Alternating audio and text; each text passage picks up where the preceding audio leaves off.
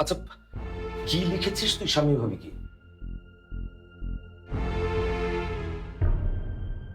গত রাতে মৌ আমাকে একটা চিঠি লিখেছে। সেই চিঠিতে ও প্রশ্ন করেছে আমি কাকে বেছে নেব, কোন চিঠিটা আমি রাখবো। আমি তোমার নীল আর মৌয়ের লাল চিঠিটা নিয়ে এসেছি। তোমার আর আমার গত 8 বছরের সংসারে আমি আর তুমি সব কিছু একে অন্যকে জিজ্ঞেস করে করেছি।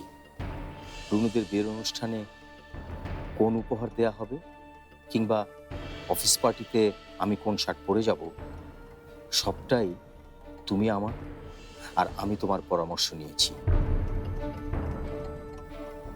তাই আজকে এত বড় একটা সিদ্ধান্তের সময়ও আমি তোমার পরামর্শ চাই।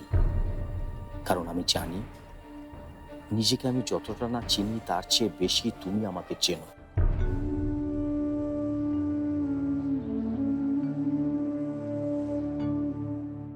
অতএব প্রতিবারের মতো এবারও তোমাকে সিদ্ধান্ত নিতে হবে আমার কাছে কার চিঠিটা থাকবে, তোমার না মৌয়ের।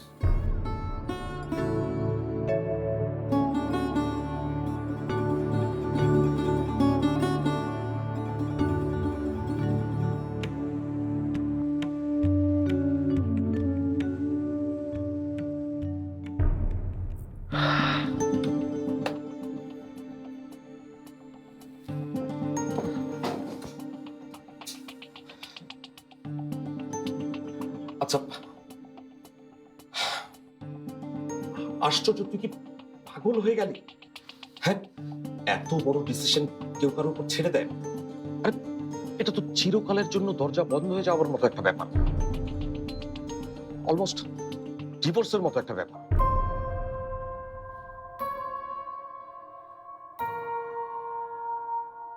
তুই সাম্যকে এখনো চিনতেই পারিসনি। আমি সাম্যকে অনেক ভালো করে চিনি, এবং তাই আমি জানি যে সাম্য কি করবে। আর জানি বলেই অনেক ভয় করছে।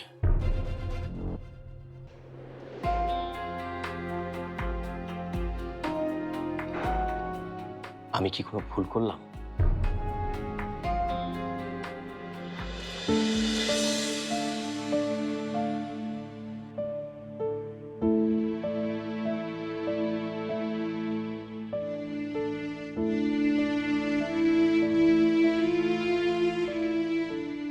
তুমি যে শুধু আমাকে চেনো তা তো না সাম্যে, আমিও তোমাকে চিনি।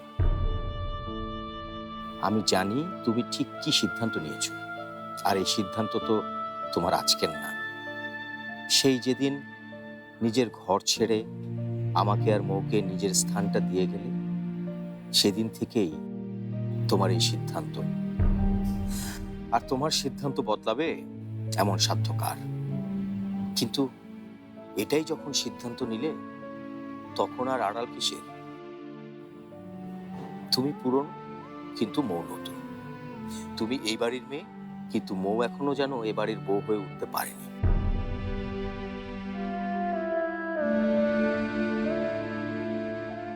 সবকিছু বুঝে উঠতে মৌয়ের তাই আরো সময় দরকার।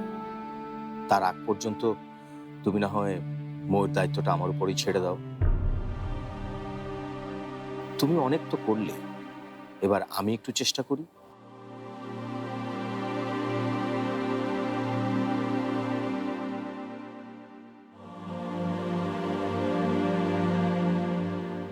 দেখি মৌকে এই পরিবারের একজন করে তুলতে পারি কিনা। আমার আর মৌর মধ্যে তুমি আর এসো না। মৌ আসলে